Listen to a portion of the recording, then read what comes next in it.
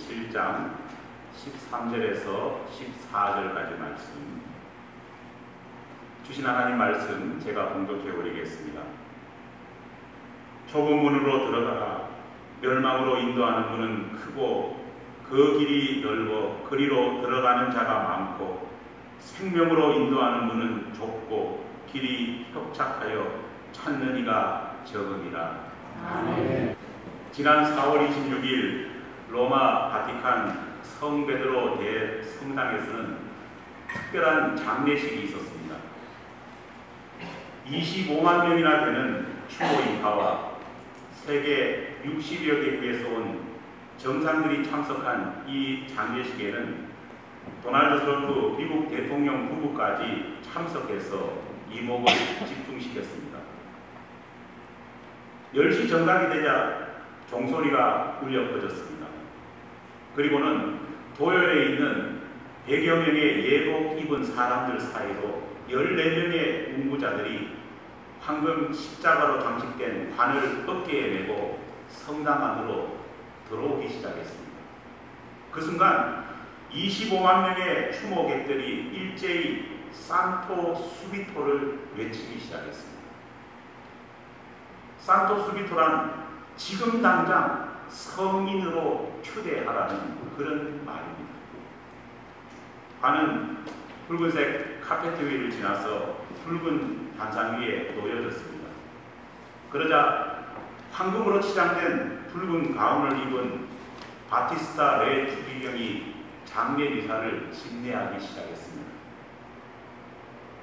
이 모습은 바로 직전 교황이었던 프란치스코 교황의 장례식 풍경입니다. 사망한 이 교황은 평소 자신을 빈자의 아버지라 그렇게 명명하며 살았습니다. 2013년 제266대 로마 가톨릭 교황에 취임한 이후에 그는 청빈한 삶을 몸소 실천하겠다고 교황청 내 화려한 장식들을 먼저 다 제거했습니다. 그는 늘 설교할 때마다 가난한 자의 권리가 보호되어야 한다는 것을 꼭 설교문에 집어넣었습니다. 그는 프란치스코 교황이 사망하자 언론들은 일제히 빈자의 아버지가 하나님 품에 안겼다, 그렇게 말하며 빈자의 아버지가 빈자들의 환송을 받으면서 생을 마감했다고 그런 타이틀로 헤드라인을 잡아서 기사를 쏟아내놓기 시작했습니다. 여러분, 정말 그는 언론이 말하는 것처럼 가난한 자의 아버지였을까요? 정말 그는 언론이 말하고 있는 것처럼 빈자의 친구였을까요? 결코 그렇지 않습니다. 아무리 그가 평생 자신을 가난한 자의 아버지요 빈자의 친구라고 항변했다 할지라도 그가 보여준 모습은 가난한 사람들이 접근할 수도, 가난한 사람들이 함께 할 수도 없는 그런 모습이었습니다. 왜냐? 그는 부자의 삶을 살았기 때문입니다. 그는 부자 중에서도 세계 최정상 1% 부자가 누릴 수 있는 삶을 누리며 살았기 때문입니다. 머리에 황금관을 쓰고 손에는 황금 지팡이를 들고 다녔습니다. 그런 그가 어떻게 가난한 이들의 아버지라 말할 수 있겠습니까? 배가 고파 울부짖는 자식들이 있는데도 아버지는 작아 보디가드에 둘러싸여서 보란듯이 최고 세단을 타고 외국에 나갈 때는 전용기까지 동원하는 그런 모습을 보이는데, 그런 아버지가 어떻게 배고파하는 가난한 자의 아버지일 수 있겠습니까? 사진을 찍기 위해 연출된 장면이 아니면은 그는 가난한 자와 결코 만날 수 없는 그런 삶을 살아왔습니다. 교황의 삶을 한마디로 말한다면 여러분 무엇이라고 표현할 수 있을까요? 바로 외식입니다. 다시 말해 척하는 삶을 살았던 것이 바로 교황의 삶입니다. 과거에도 지금도 앞으로 미래에도 하나님을 믿는 신앙인들이 넘어서야 되는 가장 큰 도전과 시험이 있다면 그것은 바로 외식하지 않는 것입니다. 겉으로는 경건한 척, 의로운 척, 온갖 좋은 말을 다 하면서 실제로는 위선과 탐욕에 가득 찬 이중적인 태도를 보이는 위선적인 신앙, 그것을 버릴 때 우리는 비로소 하나님 마음에 합한 사람이 될 수 있습니다. 성경은 말합니다. 하나님께서는 이렇게 외식하는 자, 이렇게 이중적인 태도를 보이는 자를 가장 싫어하신다. 성경은 말하고 있습니다. 사람들은 이렇게 외식하는 예수쟁이들에 대해서 분노합니다. 절망합니다. 기독교가 과거에도 현재에도 미래에도 빛과 소금의 역할을 다하지 못하는 이유가 무엇일까요? 우리가 신앙생활 하는 데 있어서 기도 많이 하는 것, 교회 생활 열심히 하는 것, 그거보다 더 근본적이고 중요한 것이 바로 위선적인 신앙인이 되지 않는 것입니다. 아무리 기도 많이 한다고 할지라도 그 생활과 삶의 태도가 위선적이라면요, 기도 많이 하는 것이 오히려 하나님의 영광을 가리는 것이 되기 때문입니다. 위선을 넘지 못한다면 우리 기독교에는 희망이 없습니다. 위선의 문제를 해결하지 않고서는 우리 크리스찬 개개인이 생명과 구원을 얻을 수 없습니다. 마태복음 23장 33절 말씀입니다. 화 있을진저 외식하는 자들아, 너희는 뱀이요 독사의 새끼들이다. 그런 너희가 어떻게 지옥 판결을 피하겠느냐. 예수님께서 서기관과 바리새인들을 향해서 하셨던 책망의 말씀입니다. 이 구절을 쉽게 다시 번역하면요, 뭐라고 번역할 수 있겠습니까? 실제로 어떤 성경책에는 이렇게 번역해 놨습니다. 이 벼락 맞아 죽을 놈들아. 오늘 본문 말씀을 우리 다 함께 다시 읽겠습니다. 시작. 좁은 문으로 들어가라. 멸망으로 인도하는 문은 크고 그 길이 넓고 그리로 들어가는 자가 많고 생명으로 인도하는 문은 좁고 길이 협착하여 찾는 이가 적으니라. 프란시스코 교황이 좁은 길을 지나 좁은 문으로 들어가는 인생을 살았는지, 아니면 정반대로 넓은 길을 다니면서 넓은 문으로 들어가는 삶을 살았는지에 대해서는 어린 아이가 봐도 명확하게 알 수 있습니다. 하지만 마치 사람들은 집단 최면이라도 걸린 것처럼 그를 뭐라고 말합니까? 좁은 길을 걸었다, 좁은 문을 통과했다, 그렇게 말합니다. 25만 명이나 되는 가톨릭 추모객들이 그렇게 믿고 그렇게 말했습니다. 왜 그럴까요? 바로 그것이 위선입니다. 바로 그것이 척하는 것이 되기 때문입니다. 그렇다면 우리 개신교회는 여기에 대해서 자유로울까요? 우리 개신교회는 위선적인 태도가 없는 참된 교회일까요? 분명하게 우리는 그렇지 않다, 우리는 위선적이지 않다 말할 수 있어야 되는데 실상은 그렇지 못하다는 사실입니다. 한두 번 놀이 삼아서 한 일을 가지고 나는 원래부터 그런 사람이었다 자랑질하는 사람들이 우리 개신교인들 중에도 얼마나 많은지 모릅니다. 여러분, 왜 우리는 대부분이 정치인들에 대해서 왜 그렇게 거부감을 느끼고 정치인들의 모습을 바라보면서 왜 그렇게 실망하는 것일까요? 선거철만 되면 정치인들은 꼭 재래시장을 방문합니다. 그리고는 평소에 입에도 되지 않던 떡볶이와 오뎅 국물을 벌컥벌컥 마십니다. 국회의원이 되면은 근처에도 가지 않을 겁니다. 질 떨어진다고. 그런데 선거철만 되면은요, 시래기 국밥집을 찾아가서 시원하게 국 한 사발 먹는 모습을 보여줍니다. 그리고는 자신들을 말합니다. 나는 서민의 이웃이요, 서민의 친구다 포장합니다. 우리는 그것이 새빨간 거짓말인 줄 압니다. 그저 일회성 이벤트인 줄 압니다. 하지만 우리 스스로도 속아는 것 같습니다. 그렇게 불신이 쌓이고 쌓이면요, 그 걷기야 뭐가 됩니까? 경멸하는 마음이 생기게 되는 것입니다. 현재 우리 기독교인들이 세상의 빛으로, 세상의 소금으로 사람들에게 하나님께 인정받지 못하는 가장 큰 문제점은 예수처럼 사는 것이 아니라 예수를 일회성 이벤트 행사처럼 그렇게 예수 코스프레를 하고 있기 때문에 우리가 그러한 대우를 받는 것입니다. 정작 예수처럼 살지 않으면서도 그저 한두 번 재미삼아 마치 예수의 이름을 빙자해서 예수의 이름을 가지고 그냥 한 번 이벤트 행사한 것을 가지고 마치 진짜 예수쟁이인 척 그렇게 살아가기 때문에 세상 사람들은 우리를 진정한 빛과 소금으로 인정하지 않는 것입니다. 예수님께서 오늘 본문 말씀을 통해서 말씀하신 좁은 길, 좁은 문은 과연 어떤 것일까요? 여러분 한마디로 말하면요, 좁은 길, 좁은 문은 쉽게 말해 오프로드입니다. 예수 그리스도를 주로 따르기로 결심한 사람, 예수가 제시하는 그 길로 들어선 사람은요, 좁은 길, 오프로드를, 비포장길을 가겠다고 결심해야 하는 것입니다. 어린 시절 저에게는 저보다 7살이나 어린 꼬마 고모가 있었습니다.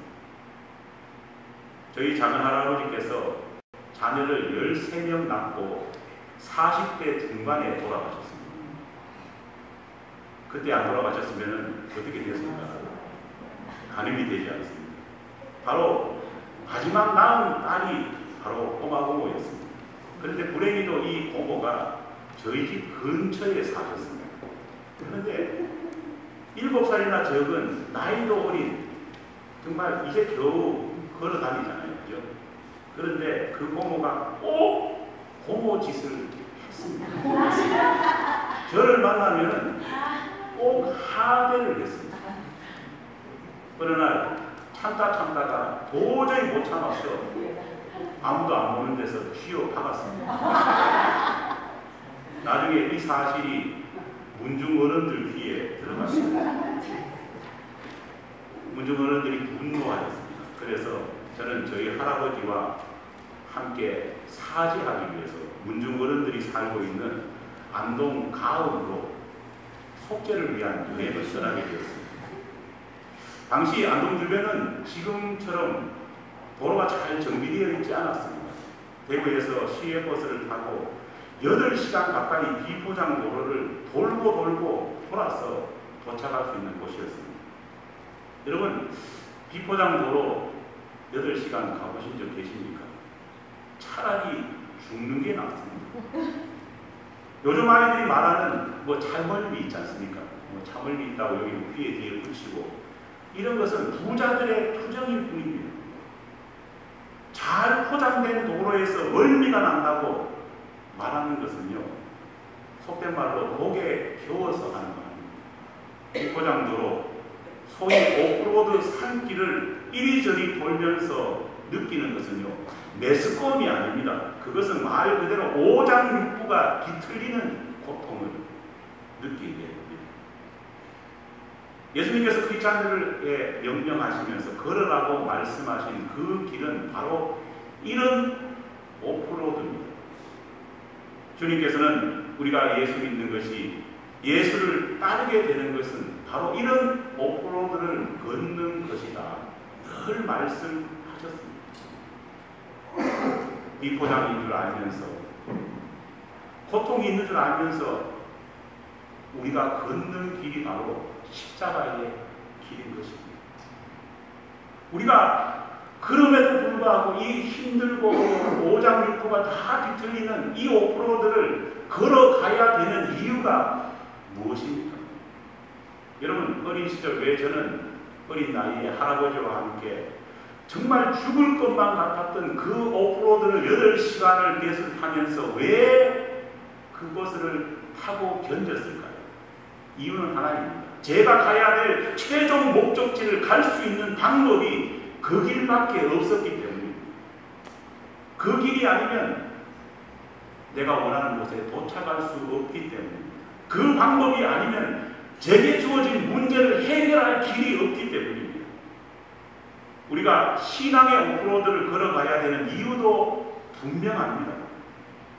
우리는 왜 그 험한 길, 우리는 왜 그 좁은 길, 우리는 왜 그 좁은 문을 향해서 가야 될까요?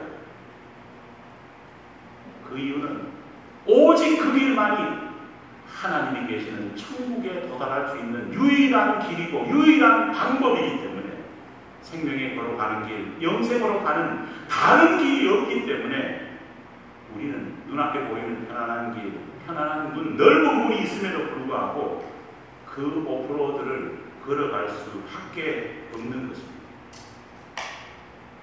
하나님께서 교회가 생명의 길, 영생의 길로 가라고 명령하셨지만 이 길과 너무 반대되는 길을 계속 걸어갔기 때문에 하나님이 인류를 위해서 펼쳐주신 놀라운 이벤트가 바로 종교개혁입니다. 종교개혁이 일어난 이유는요, 길을 잃어버린 교회, 방향을 잃어버린 교회를 다시 좌표를 수정해서 바른 방향, 바른 길로 가게 하기 위한 하나님의 은총이었습니다. 종교개혁이 일어날 당시에도 교회는 여전히 좁은 길, 좁은 문을 외쳤습니다. 설교 강단에서 좁은 길, 좁은 문을 지나가야 된다고 그렇게 강론했습니다. 하지만 안타깝게도 모든 그 설교를 하는 사제들도, 설교를 듣는 교인들도 그것을 일상으로 생각한 것이 아니라 일시적인 이벤트로 다 생각하고 있었다는 겁니다. 내 인생과 내 삶 전체를 그 좁은 문, 좁은 길로 걸어가기 위해서, 그 오프로드를 걸어가기 위해서 내어놓는 것이 아니라 잠시 한두 번 맛보는 것으로 평소에는 넓은 문, 넓은 길을 다니며 유유자적하다가 주의 한번, 아니 어쩔 때 행사적으로 하는 것으로 모두가 생각했기 때문입니다. 그래서 하나님께서는 노아 시대처럼 인류 전체가 잘못된 길, 잘못된 방향으로 나아가는 것을 안타깝게 여기시고 인류를 구원하시기 위해서 종교개혁의 역사를 일으키신 것입니다. 그렇다면 지금 우리가 살고 있는 이 시대, 우리의 교회와 우리 크리스찬들의 모습은 과연 어떨까요? 안타깝게도 우리는 무늬만 기독교, 겉모습만 예수쟁이인 시대가 되고 말았습니다. 붕어빵에 붕어가 들어있지 않은데도 우리는 겉모습만 보면 뭐라고 부릅니까? 붕어빵이라고 부릅니다. 사실 우리는 모두 다 바보들입니다. 붕어빵에 붕어가 안 들어가 있는 줄 알면서도 겉모습에 취해서 우리는 붕어빵이라 그렇게 말합니다. 예수님께서는 우리 속 사람에 예수가 들어있기를 원하십니다. 그러나 우리는 예수 신앙이 전혀 없이 겉모습만 예수쟁이로 살면서 우리 스스로가 자위하면서 뭐라고 부릅니까? 우리를 크리스찬, 예수 믿는 사람이라고 부르는 것입니다. 속은 비고 껍질만 남아있는 그런 모습을 바라보면서도 우리는 계속 우리 스스로를 기만하고 속이면서 우리를 크리스찬이다 그렇게 명명하고 다닙니다. 빈깡통이 너라는 것처럼 내용물로 꽉 차있지 않는 우리는 어떻습니까? 무게감이 전혀 없는 크리스찬으로 살아가고 있습니다. 어떤 신학자는 현재의 기독교의 모습, 기독교인의 모습을요, 뭐라고 부르느냐? 무게감이란 찾아볼 수 없는 정말 부끄러울 만큼의 가벼움만을 가진 신앙인들이라 그렇게 일관하고 있습니다. 그래서 하나님께서는 오늘도 우리에게 새로운 종교개혁을 명령하십니다. 하지만 오늘 우리가 깨달아야 될 종교개혁은 물리적인 혁명이 아니라 혁명보다 더 힘든 것이 뭡니까? 마음이 변하지 않는 거지. 우리 대한민국 역사에도 몇 번의 혁명이 있었습니다. 그러나 그 혁명이 제대로 완수되지 못한 이유가 뭘까요? 혁명을 처음 했을 때의 그 마음을 끝까지 간직하지 못했기 때문에, 마음이 변질되었기 때문에 진정한 혁명이 아름다운 혁명으로 마무리되지 못했던 것입니다. 우리는 어떻게 해야지 좁은 길, 좁은 문의 신앙으로 다시 회복할 수 있을까요? 어떻게 해야지 우리의 신앙을 다시 믿음의 오프로드로 나아가게 만들 수 있을까요? 첫째, 우리는 더 이상 인사이더가 되기를 포기하고 우리의 원래 모습인 아웃사이더로 나아갈 수 있어야 합니다. 여러분, 우리는 인사이더가 아닙니다. 우리는 아웃사이더가 천성적으로 맞습니다. 500년 전 일어났던 종교개혁의 핵심 정신이 무엇인지 아십니까? 예수를 위해, 하나님을 위해 스스로 믿음의 아웃사이더가 되는 것이 종교개혁 정신의 핵심입니다. 많은 사람들이 이 시대를 말세라고 말합니다. 주변에 널려있는 동성애자들을 보면서 불법, 탈법, 편법이 이루어지는 것을 목격하면서 타락한 교인과 타락한 목회자들을 마주하면서 그런 뉴스를 들으면서 야, 말세다 말합니다. 하지만 말세의 모습은, 진짜 모습은 이런 모습이 아닙니다. 성경이 말하는 진짜 말세는 우리 크리스찬들이, 우리 기독교인들이 세상 사람들과 비교할 때 구별할 수 있는 구분점이 전혀 없는 것. 우리가 너무 세상 사람들과 닮아서 이 사람이 예수 믿는 사람인지, 이 사람이 예수를 믿지 않는 사람인지 전혀 구분되지 않는 그것이 바로 말세의 진정한 모습입니다. 인류 역사상 첫 번째 심판이 있었던 노아 홍수 심판이 임박했을 때의 세상의 모습을 여러분들 주목해 보셔야 합니다. 하나님의 사람들이 배교해서 사람의 딸들의 미모에 취해서 신앙을 버리고 그들과 함께 살기 시작했습니다. 하나님의 영을 가진 신앙인들이 영을 갖고 있지 않은 비신앙인들과 섞여 살면서요, 구분이 없어져 버렸습니다. 결국 세상은 창세기 6장 5절 말씀처럼 되어버렸습니다. 창세기 6장 5절입니다. 여호와께서 사람의 죄악이 세상에 가득함과 그의 마음으로 생각하는 모든 계획이 항상 악할 뿐임을 보시고. 원래 기독교인들, 하나님을 믿는 사람들은 그렇게 살면 안 되는데 서로 민글되어서 살다 보니까요, 이제는 누가 하나님을 믿는 사람인지 누가 하나님을 믿지 않는 사람인지 구분하지 못하는 겁니다. 그 마음에 모두가 다 뭐밖에 없다고요? 악한 생각과 악한 계획밖에 없어졌다는 겁니다. 신자와 불신자, 성도와 넌크리스찬들의 구분이 사라지면요, 그것이 바로 말세입니다. 그것이 바로 저주입니다. 세상은 지금 부와 권력, 세속적인 성공과 쾌락에 심취되어 있습니다. 여러분, TV만 틀면요, 먹고 즐기고 돈 모으고 어떻게 쓸지에 대해서 사치에 대한 것만 나올 뿐입니다. 하나님의 꿈을 말하는 사람은 드뭅니다. 어떻게 하면 인간적으로 성공할지 처세술만 가르치고 있습니다. 심지어 교회도 예외가 아닙니다. 세상적인 성공을 하면 곧 신앙적으로도 성공하는 것이냐, 그렇게 부추기고 있습니다. 불법을 저지르더라도 예수님의 말씀을 지키려는 사람은 없습니다. 하늘의 별 따기입니다. 스스로 아웃사이더가 되기를 갈구하는 사람은 없습니다. 모두가 세속적으로 세상이 원하는 인사이드, 이너 그룹에 들어가기 위해서 노력하는 것이 현실입니다. 그런 우리에게 하나님께서는 스스로 아웃사이더가 되라 말합니다. 차라리 하나님을 믿다가 세상으로부터 왕따를 당하는 한이 있더라도, 세상 사람들로부터 소외당할지라도 두려워하지 말고 스스로 아웃사이더가 되라 하나님께서는 명령하십니다. 예수님께서는 말씀하십니다. 세상에서 너희가 환난을 당하나 담대하라, 내가 세상을 이기었노라. 믿습니까? 우리가 신앙의 정조, 세상에서 아웃사이더가 될지언정 믿음을 지키겠다는 이 굳건한 믿음이 있어야지만이 우리는 진정 하나님의 사람이 될 수 있습니다. 크리스찬들 중에 좁은 길, 좁은 문이 무슨 뜻인지를 모르는 사람은 이제 거의 없을 겁니다. 이해를 못하는 것이 문제가 아닙니다. 그 길을 걸으려고 하니까요, 한번 걸어보니까 너무 힘들고 너무 어려우니까 스스로 포기하는 겁니다. 다시 선택하지 않으려고 하는 겁니다.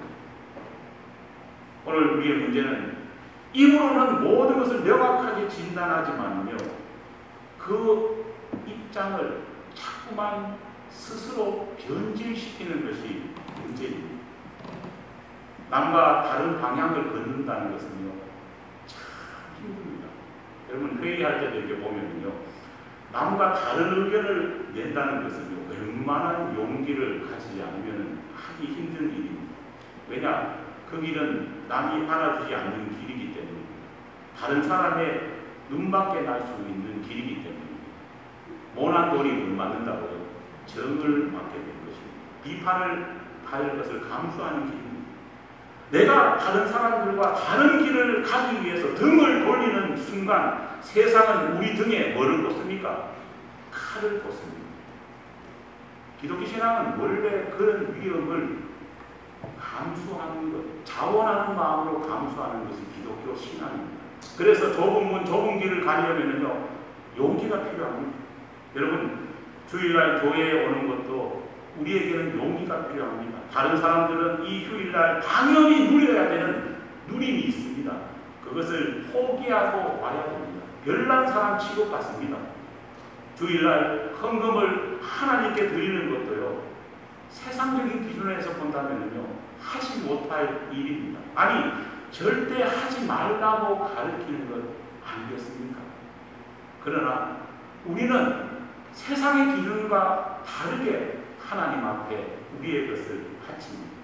믿는 자의 성공은 세상 사람들이 말하는 성공과 다릅니다. 그래서 우리는 항상 살면서요, 우리의 기준을 바꿉니다. 힘듭니다. 우리의 자식을 앉혀놓고요, 세상적으로 성공하라고 말하는 것은 너무 쉽습니다. 하지만 세상적인 성공을 거두되 주님 안에서 거두라고 가르치는 것은 엄청나게 어려운 일입니다. 때로는 모순적인 상황이 발생할 수밖에 없습니다. 세상 사람들은 이런 우리를 바보스러운 사람, 이상한 사람이라고 비판합니다. 하지만 분명히 기억하십시오.